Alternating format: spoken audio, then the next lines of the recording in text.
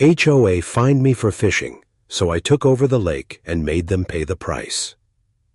It all started with one simple cast. A quiet evening by the water.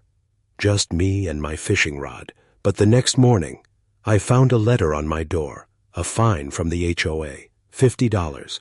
For fishing, they thought they could control me, humiliate me, break me. But they didn't know the truth, because that same lake they tried to keep me from would soon become mine. And when it did, the entire neighborhood paid the price. Welcome back to Beyond HOA, Karen, where every week I share real suburban battles filled with drama, irony, and revenge. My name is Daniel. I'm a homeowner in a small American town, just a regular guy who wanted peace and quiet. I live in a neighborhood that looks perfect on the outside. But the truth is, our HOA controls every single detail of our lives, from the color of our mailboxes to how short our grass must be. And when they came after me for something as simple as fishing, that's when everything changed. I never thought a lake could cause so much trouble. It was just water. Calm, silent, peaceful. The only place where I could breathe freely every time life felt heavy. I would walk down the narrow path behind the houses. And there it was, the lake, wide, open, shimmering under the sky. I loved fishing there. Not to sell fish, not to compete, not to show off. Just me, a rod, a hook, and patience. Sometimes hours would pass, and I wouldn't catch a thing. But that didn't matter, because the lake wasn't about the fish. It was about the quiet. But peace doesn't last long in a neighborhood ruled by the HOA. One evening I was sitting by the shore. The sun was setting, painting the water orange and gold. I leaned back, closed my eyes, and thought, maybe this place is still mine. No rules, no fines, no judging eyes, just me and the lake. The next morning, I opened my front door and froze. A bright yellow paper slapped against the wood, taped at eye level so no one could miss it. Violation notice. Those 2 words stabbed me harder than any hook I had ever thrown into the water. It said I was fined $50 for fishing. Fishing. On a lake that was right there in our neighborhood. I laughed out loud at first. I thought maybe it was a joke, but when I looked across the street, I saw her, the HOA president, standing tall, arms crossed, smiling like a queen who just conquered a kingdom. She didn't wave. She didn't greet me. She just smirked and walked away. And in that moment, I understood. This wasn't about fishing. This was about control. Still, I paid the fine, I told myself. Maybe it was a one-time thing. Maybe if I stayed quiet, they would leave me alone. But I was wrong, dead wrong. The next week, another letter arrived. This one said I left my trash cans outside too long. Then another, about my mailbox height, and another, about the color of my lawn. Each notice, each fine, felt like a bullet fired from their little paper gun. The neighbors whispered. They watched me from behind their blinds. Some smiled when I walked past. Others shook their heads, but no one helped. Because they were afraid of the HOA. Every step I took outside my house, I felt eyes on me. Every movement I made, someone was ready to report it. It was no longer a neighborhood. It was a prison, and the guards wore name tags that said HOA board member. I started to feel the weight pressing on my chest. What did I do wrong? I paid my dues. I kept my home clean. I followed their rules. But fishing, one quiet evening by the lake, had turned me into their enemy. One night, I sat in my kitchen staring at the fine notices piled up on the table. $50 here, $75 there, $100 for repeat violations. It was endless. I thought about giving up. I thought about moving away. But then I looked at the picture hanging on my wall. It was me and my father, standing by a lake, smiling with 2 little fish in our hands. He used to tell me, "Son, a man must always fight for the water he drinks and the ground he stands on." And in that moment, I knew This wasn't about $50. This wasn't about rules. This was about dignity. The next day, I walked down to the lake again, but this time, I didn't carry my fishing rod. I carried something else. Determination. The water was still, quiet, waiting. I watched the ducks glide across the surface. I felt the breeze touch my face, and I whispered to myself, "They think they own this lake, but soon they will learn. I am not the kind of man they can break." From that moment, I started watching the HOA, every meeting, every rule, every document. And that's when I found it, the secret no one ever told me. The lake was not owned by the HOA. It was private property, and the owner was ready to sell. My heart pounded as I read the papers. The board had no idea. They thought their little fines could scare me into silence, but they didn't know. Their own kingdom was built on sand, and with one decision, I could take it all away. I stared at those documents for hours. I imagined the look on their faces, the president's smile fading, the board members speechless, the neighbors gasping, all of them powerless. That night, I couldn't sleep. I kept hearing my father's words, "Fight for the water you drink. Fight for the ground you stand on." And I made my choice. The lake would be mine, every drop of water, every fish, every memory. And when that day came, the HOA would regret ever placing that fine on my door. But here's the question I want to ask you. If your HOA fined you for something as simple as fishing, would you fight back, or would you let the M win? The houses in our neighborhood all looked the same. Fresh paint, trimmed lawns, cars washed so clean they reflected the clouds. To a stranger driving by, it looked like paradise. But I knew better. Behind those fences, behind those perfect smiles, lived fear. The HOA wasn't just a board of neighbors. It was a regime. They held power over everything: mailbox height, fence color, the kind of flowers you planted by your porch, even the type of blinds in your windows. And if you dared to step out of line, they fined you, not once, not twice. But until you gave up, some people thought it was funny. They said, "It's just rules." But I had seen what those rules did. I saw a single mother cry because she couldn't afford a fine for leaving her bicycle outside.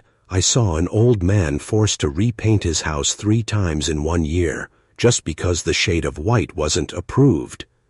And I saw families sell their homes and leave simply because they were tired of fighting.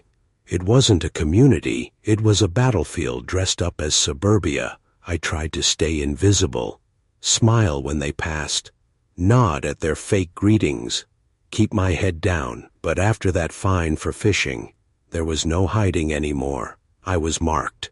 The president made sure of that. Her name was Margaret. Hair always perfect, smile always sharp. She wore power like a crown, and her eyes, they followed me everywhere. At meetings, she spoke about protecting our values. But what she meant was protecting her control. She thrived on seeing people bend under her rules. One evening, I walked to the mailbox. She was there, standing at the end of the street, clipboard in hand. She didn't say a word. She just wrote something down as I pulled out another notice. "My grass too long by half an inch, half an inch." Can you imagine a grown man being told how tall his grass can be?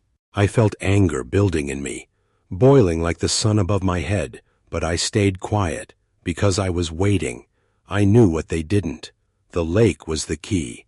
I started spending more time near it, not fishing, just watching how kids played by the shore, how neighbors walked their dogs around it, how everyone believed it was theirs. They didn't know. It wasn't owned by the HOA. It was owned by one person. And soon, that person wouldn't be them. I spent nights studying documents, contracts, meeting minutes, old letters. Every piece of paper revealed cracks in their armor. The HOA shouted loud, but the lake had slipped from their fingers years ago. And when I found the contact of the actual owner, my hands shook.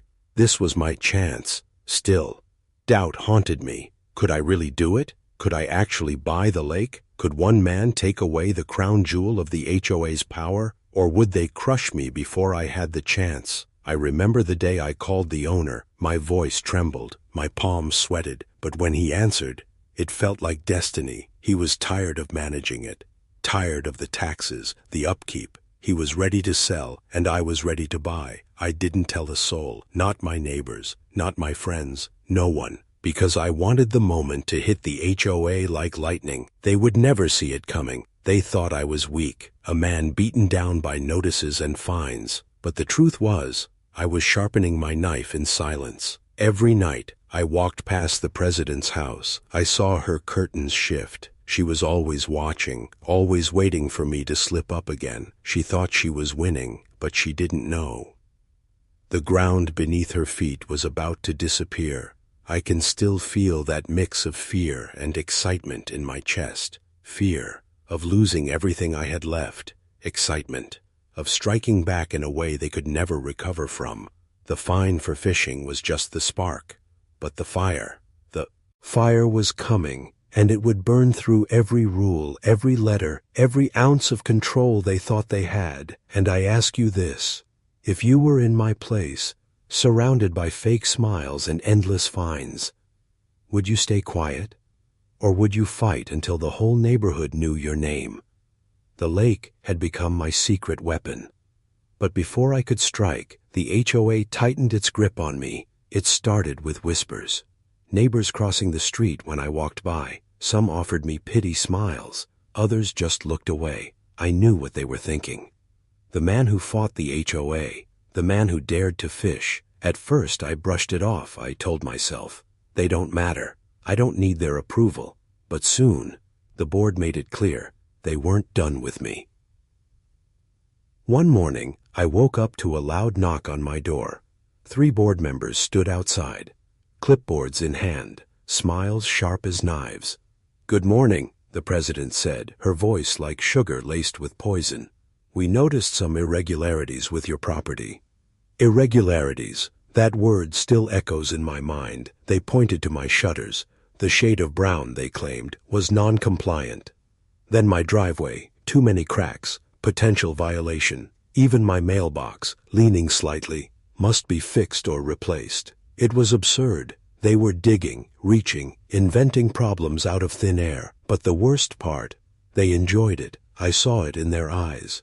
The thrill of making me squirm. They wanted me to bend, to break, to surrender. That evening, I sat in my kitchen with the new stack of violation letters. My hands trembled, my jaw clenched. Was this what life had become? A prison made of paper and ink? But then, my anger shifted into something else. Focus. If they wanted a war, I was ready to fight. The next day, I did something unexpected. I attended the HOA meeting. It was held in the community clubhouse, a perfect little building with white walls and shiny floors. Inside, rows of chairs faced a long table where the board sat like royalty. The president sat in the middle, gavel in hand, her crown invisible but heavy. The neighbors filled the chairs, whispering, gossiping, waiting for the drama. When I walked in, the room fell silent. Eyes followed me as if I were an intruder in my own neighborhood. I could hear the whispers. "That's him, the fisherman. He got fined again. Why doesn't he just move?" I took a seat in the back. The meeting began, with the usual talk about landscaping budgets, pool maintenance, new security lights. But then, they brought up my name. The president's voice rang out, smooth and cold.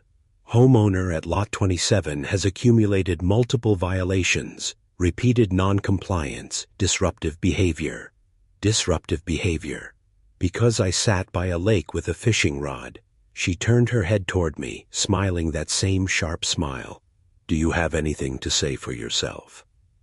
The room went silent. All eyes on me. I could have shouted. I could have cursed. But instead, I leaned forward, looked her dead in the eyes, and said softly, "Yes, I do."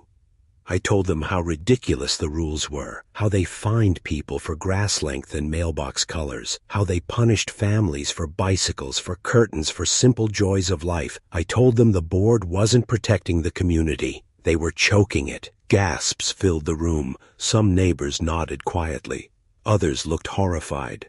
The president banged her gavel, her face turning red. "This is not the place for personal attacks," she snapped.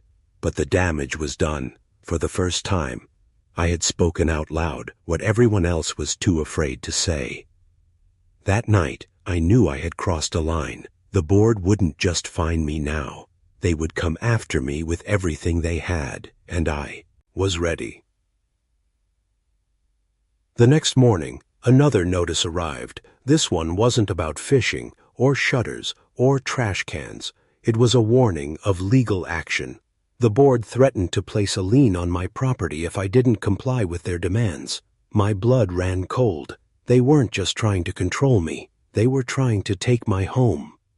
I paced the floor of my living room, letters scattered around me. Every step echoed with rage. And then, my eyes landed on the folder with the documents about the lake. I pulled it out, flipped through the pages. Ownership details, tax records, legal descriptions. It was all there. The lake was not theirs. The lake was mine for the taking. And in that moment, the fear disappeared.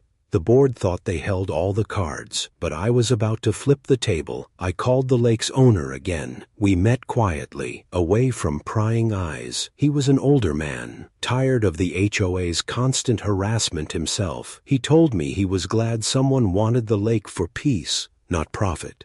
The price was high. But my anger was higher. I signed the papers. The sound of the pen scratching across the page felt like thunder. With that single stroke, the balance of power shifted. The lake was mine, not the board's, not the neighborhood's, mine. I walked home that evening with a fire in my chest. For the first time in months, I felt free, but freedom came with a new hunger, revenge. I didn't tell anyone, not yet. I wanted the reveal to sting. I wanted the board to choke on their own arrogance, so I waited. I watched. I let them send more letters, more threats. I let them believe they were winning, until the day came when the truth would explode like dynamite in their perfect little clubhouse. I can still see the image in my head, the president's smile fading, the gavel slipping from her hand, the whispers turning into gasps, the entire neighborhood realizing the lake no longer belonged to the HOA. It belonged to me, and I wonder, if you were sitting in that meeting, watching me place the deed on the table, would you have cheered for me, or would you have feared me? Owning the lake changed everything.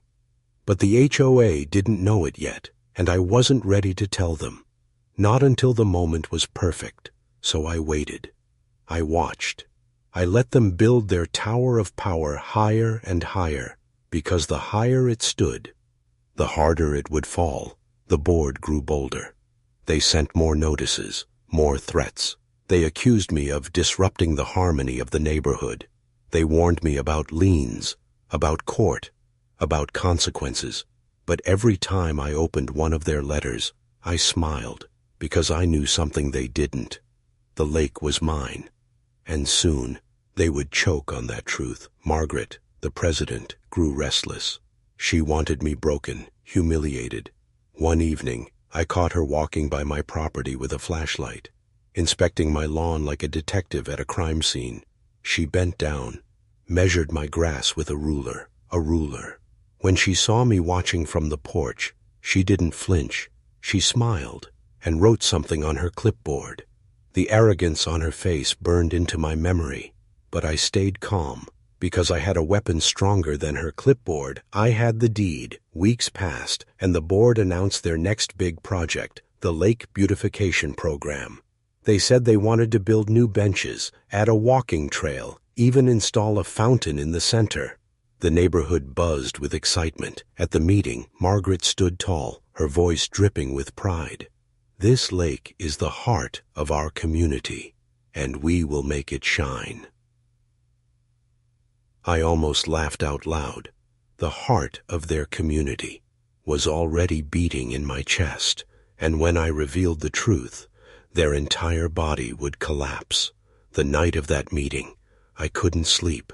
I kept picturing their faces, the smugness turning to panic, the whispers turning to gasps, The silence when they realized the lake wasn't theirs to touch. It belonged to me. Every drop, every ripple, every fish swimming under the moonlight. The next day, I walked down to the shore. I stood by the water, watching the sunlight scatter across its surface. It felt different now. It wasn't just a place of peace. It was a battlefield, and I was the general. I started imagining what I could do with it. No trespassing signs, locked gates, rules of my own. Maybe I would charge the HOA a fee just to walk near it, or maybe I would ban them altogether. The thought made me grin, but revenge had to be timed. If I moved too soon, they could fight back. If I waited too long, they might find out through someone else. So I planned carefully. I gathered every violation notice they had ever sent me. I stacked them neatly in a folder, proof of their harassment. I prepared the deed, the documents, everything signed and sealed. And then I circled the date of the next HOA meeting on my calendar. That was the day the storm would break. As the date grew closer, the board's harassment reached new heights. One morning, I woke to find a giant orange sticker on my front door. Final warning, non-compliance. Neighbors walked past, staring at me, whispering, the board wanted to shame me publicly. But they didn't know. They were setting themselves up for the greatest humiliation of all. That evening, I saw Margaret again. She was standing at the edge of the lake, talking loudly about her beautification plans. Neighbors gathered around, nodding, smiling. She waved her hands like a queen blessing her kingdom. I stood in the shadows, watching, and I whispered to myself, enjoy it while it lasts. Finally, the day came. The clubhouse was full. Neighbors packed into every seat. The board sat at their table, papers neatly stacked, smug as ever. The meeting began with the usual boring chatter, landscaping, budgets, complaints about dogs barking at night.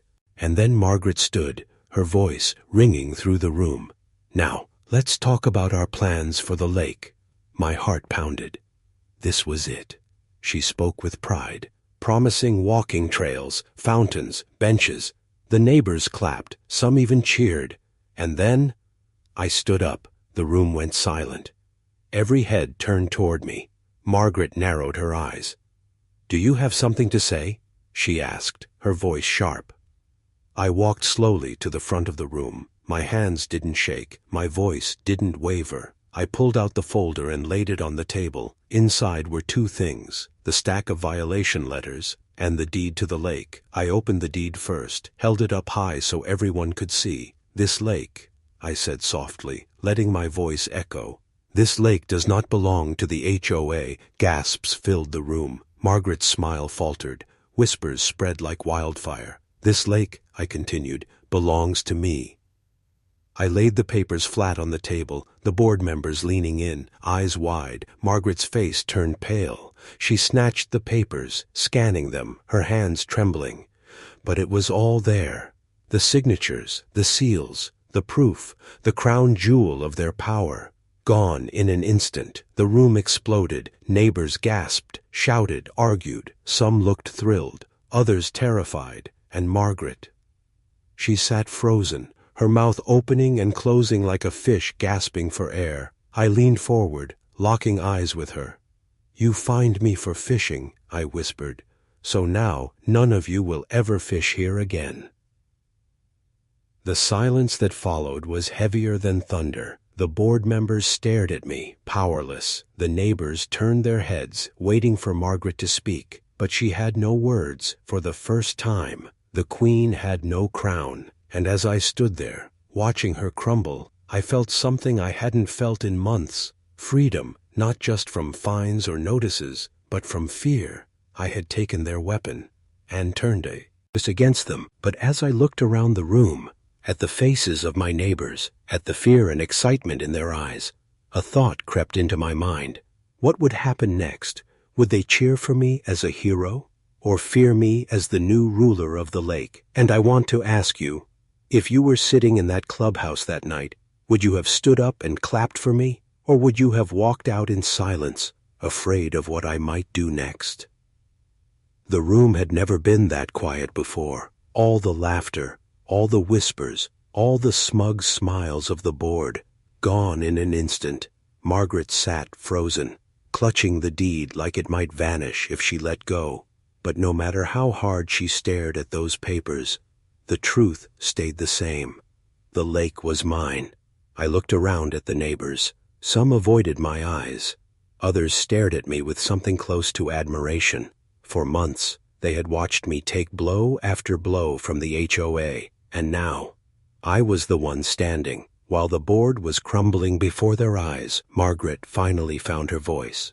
This is outrageous," she stammered. "The lake belongs to the community. It always has." Her words echoed, but they sounded weak, desperate. I leaned in closer, lowering my voice so the whole room had to lean in to hear. "No, Margaret. It belongs to me, and I have the papers to prove it." The gavel in her hand shook. She raised it, as if she could strike the truth out of existence. "This meeting is adjourned," she shouted. But no one moved. The neighbors didn't stand, didn't file out, didn't obey. They sat in silence, waiting, watching. And I realized something powerful in that moment. Her control was broken. The spell she held over the neighborhood had snapped. I gathered the papers and walked out of the clubhouse. Every step felt heavier, stronger, like the ground itself knew I had won. The cool night air hit my face, and I breathed deep for the first time in months. The battle wasn't over, but the tide had turned. The next morning, I walked to the lake. For the first time, I wasn't just a man with a fishing rod. I was the owner. The water shimmered like it was bowing to me. Birds skimmed the surface, ducks floated by, and I stood taller than I ever had before. But the HOA wasn't done yet. Margaret's pride wouldn't allow it. That same day, I received another letter, not a fine this time, a threat. They claimed I couldn't restrict access to the lake. They claimed it was tradition that the community shared it. Tradition. The same tradition they used to fine me $50 for sitting by the shore. I crumpled the letter and tossed it into the trash because they didn't understand. Tradition dies when the deed changes hands. Over the next week, I began making changes. I put up signs at the edges of the lake. Private property. Trespassers will be fined. I built a small gate on the main path, locked with a heavy chain. Neighbors stared as they walked by. Some whispered angrily. Others looked at me with quiet respect. For the first time, the HOA couldn't touch me. For the first time, I held the power. The board held another emergency meeting. Margaret pounded her gavel, voice sharp and angry. "This man is trying to take away our community space. We cannot let this happen." But the neighbors didn't cheer this time. They muttered among themselves, uneasy, uncertain. Some were tired of her control. Some were curious about me, and some secretly enjoyed watching her squirm. When the meeting ended, I walked home with a strange smile on my face, because I knew something Margaret didn't want to admit. The neighborhood was divided now, and divided people don't obey a tyrant for long. That night, I stood by the water again. The moon lit up the surface, silver ripples stretching out into the dark. I thought about all the times they mocked me, all the letters, the fines, the humiliation, and now, here I was, the man who owned the very thing they tried to keep from me. But power is a dangerous thing. The more I looked at the lake, the more I realized what I could do with it. I could host fishing nights for the neighbors who supported me. I could charge fees to the board members who hated me, or I could lock it all down, keep it to myself, let them suffer without it. Revenge tasted sweet, but I wanted it to last, so I waited again. I let the HOA grow desperate. They sent petitions, letters, even a lawyer's warning. But every time, I answered with the same words. "The lake is mine. You can't touch it." One afternoon, I saw Margaret standing by the locked gate, her face red with fury, her clipboard shaking in her hands. She rattled the chain, shouted across the water, "You won't get away with this!" I didn't answer. I just smiled and cast my fishing rod into the lake. The splash echoed like a drumbeat of victory. That night, I received one more letter. This one wasn't just a threat. It was a plea. The board begged me to reconsider. They said the neighborhood needed the lake for its value, its beauty, its identity. They tried to flatter me. Surely, as a responsible homeowner, you understand the importance of unity. Unity, a word they never cared about until their power was gone. I laughed until tears filled my eyes. Unity had never mattered when they were fining me for fishing. Unity had never mattered when they humiliated the single mother or the old man. Unity only mattered when they realized the kingdom had a new king, and that's when it hit me. This wasn't just about revenge anymore. This was about justice, about turning the very rules they used against us back on them. The next meeting would be mine. I was no longer a victim. I was no longer just a neighbor. I was the man who owned the lake, and the man who could decide their future. But I couldn't help asking myself, what kind of future would it be? Would I use my power to punish them endlessly? Or would I show mercy and let them share what they once stole from me? And I want to ask you, if you were in my shoes, holding the keys to the lake while the HOA begged at your door, would you show mercy, or would you make them suffer the way they made you suffer? The lake was mine. But the HOA wasn't ready to bow down. Not yet. They had tasted control for too long, Margaret especially. Her pride was built on the idea that she ruled everything in this neighborhood. And now I had taken her crown. I could see it in her eyes. Every time we crossed paths, the anger, the desperation, the fear. One evening, as I walked back from the lake with my fishing rod, she blocked my path. Her heels clicked against the pavement. Her clipboard clutched like a sword. "You think this is over?" she hissed. "You think one piece of paper makes you untouchable?" Her voice shook, but her eyes burned with fire. "You've made a mistake you'll regret." I didn't answer her. I just smiled and walked past, because I knew. The more she screamed, the weaker she became, but Margaret wasn't bluffing. The next week, I received a letter not from the HOA, but from a lawyer. They were suing me, claiming that the lake was community property by tradition, that my purchase was invalid, that I had no right to close it off. For a moment, my stomach twisted. Could they really take it away from me? Could all my revenge, all my justice, vanish in a courtroom? The thought kept me awake at night. The lake I had fought for, slipping through my fingers. But then I remembered something important. I had done everything legally. The documents were clean. The sale was valid. The HOA was grasping at shadows. This wasn't about the law. This was about fear. So instead of retreating, I pushed harder. I put up bigger signs. I chained the gate tighter. I even sent a notice of my own. Any HOA board member caught trespassing will be fined $500 by the property owner. The irony was delicious. They had spent months fining me. Now I was fining them. When the neighbors saw the signs, the whispers grew louder. Some said I was a hero. Some said I was a tyrant. But either way, they couldn't stop talking about me. For the first time, the HOA wasn't the center of attention. I was. The board grew desperate. They called an emergency meeting in the clubhouse. I didn't go, but I heard the shouting from the parking lot. Voices raised, fists pounding, Margaret screaming until her throat cracked. The kingdom was crumbling, and all I had to do was wait. Then came the night everything changed.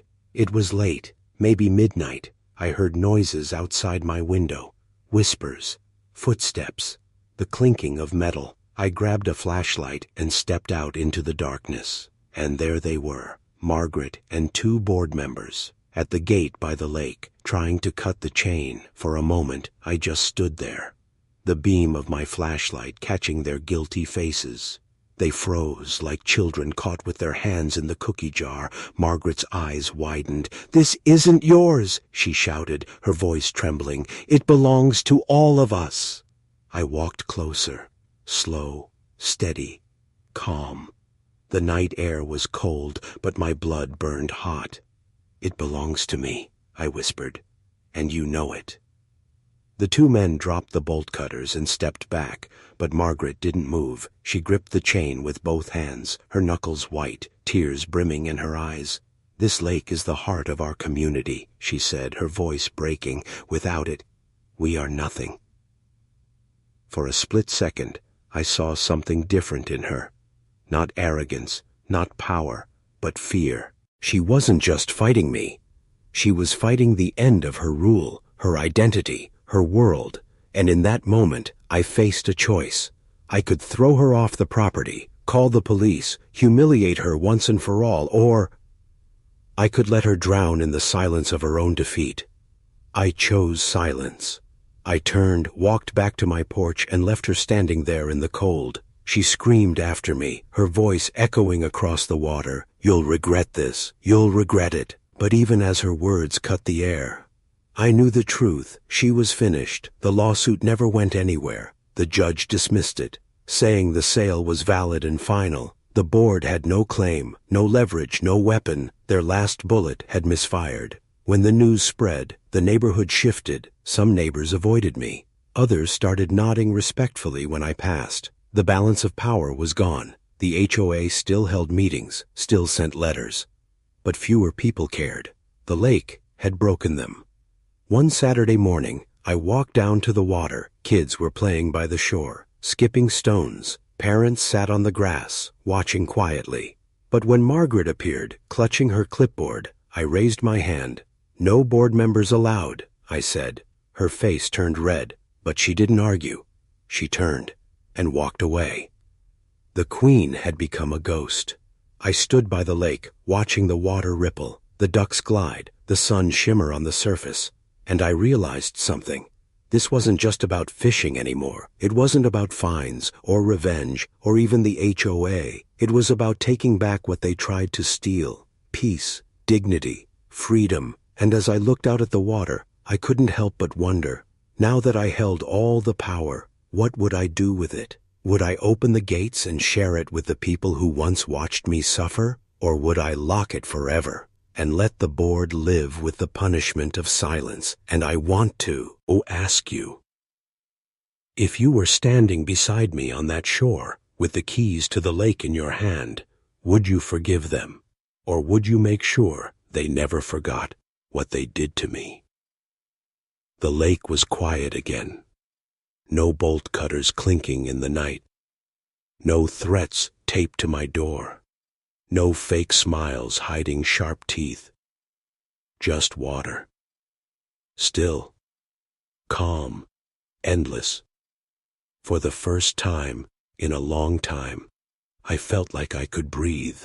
The HOA still existed, at least on paper. They still held meetings in the clubhouse, still sent letters to people about lawn heights and trash bins, but their grip was broken. They had lost the lake, and with it, they had lost their crown. Margaret tried to hold on. I saw her walking the streets with her clipboard, trying to look important. But the neighbors didn't look at her the same anymore. Some ignored her. Some even laughed when she passed. The power she once carried was gone, stripped away the moment I placed that deed on the table, and every time I walked past her, I made sure to nod, polite, casual, because nothing hurts a fallen queen more than kindness from the man who dethroned her. But here's the funny thing. Power changes people. At first, I wanted revenge. I wanted to lock the lake away, keep it private, make them feel the same pain I felt, and for a while, I did. I kept the gate locked, the signs posted, the rules strict. I watched Margaret and her board squirm, powerless, as the neighborhood whispered about me instead of them. It was sweet, delicious even. But then something unexpected happened. One evening, I saw a boy standing by the gate. He was maybe 12, holding a fishing rod almost taller than he was. His eyes looked just like mine did years ago when my father took me fishing for the first time. He saw the sign, the chain, the lock, and his shoulders sank. I stood there in the shadows watching him, and for the first time I asked myself, was I becoming the very thing I hated? I remembered the single mother who cried over her bicycle fine, the old man forced to repaint his house 3 times, me, fined for fishing on a quiet evening by the water. Was I punishing the right people? Or was I turning into another version of Margaret? That night, I couldn't sleep. I walked to the lake under the moonlight, sat by the water's edge, and listened. The waves lapped softly against the shore, like whispers of the past. My father's voice echoed in my head. Fight for the water you drink. Fight for the ground you stand on. But he never said, punish the innocent while you do it. So the next day, I made a choice. I unlocked the gate, I took down the signs, and I put up a new one in their place. Welcome, private lake, open for neighbors. The whispers spread quickly. At first, people didn't believe it. They thought it was a trick, a trap, another battle between me and the board. But when they saw kids playing by the water again, families sitting on the grass, laughter echoing across the lake, they realized it was real. The lake was mine. But I was sharing it. Not because I had to, because I wanted to. The board hated it. Margaret nearly exploded when she saw people fishing by the shore again. She stormed to my porch, screaming, waving her clipboard like a weapon. "You can't do this," she shouted. "This is our community space." I looked her in the eye, calm, steady, unshaken.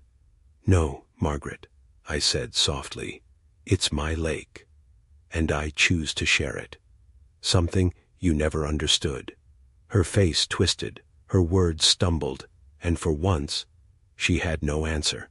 She turned, stomped away, and never came back to the lake again. The irony was beautiful. The HOA lost, not because I became them, but because I refused to. They tried to control with rules and fines. I controlled with kindness and choice, and that's something they could never fight.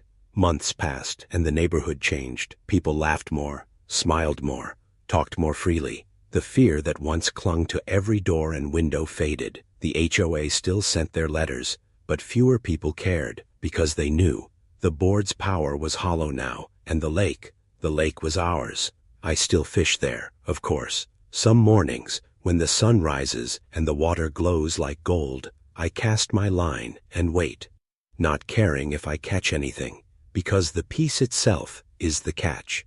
And sometimes, a kid will sit beside me with his own rod. I show him how to tie a hook, how to wait patiently, how to respect the water, and I think of my father, and I smile. Margaret. She still walks the streets sometimes, though her clipboard looks more like a crutch than a crown. Her eyes are heavy now, not sharp, not powerful. She avoids the lake completely. Maybe it reminds her of what she lost, or maybe it reminds her of what I became. And that's the thing about power. You can hoard it until it rots you from the inside, or you can share it and watch it grow beyond you. The HOA never learned that lesson, but I did. Now every time I look at the lake, I don't just see water. I see justice. I see freedom. I see the end of fear and the beginning of something better. And yet, I wonder about something still. I wonder what my story looks like to the people watching it unfold. Do they see me as a hero who saved the neighborhood, or as a villain who took the crown from one tyrant and placed it on his own head? And I want to ask you, if you lived in my neighborhood, would you trust me as the man who freed you, or would you fear me as the man who owns the lake?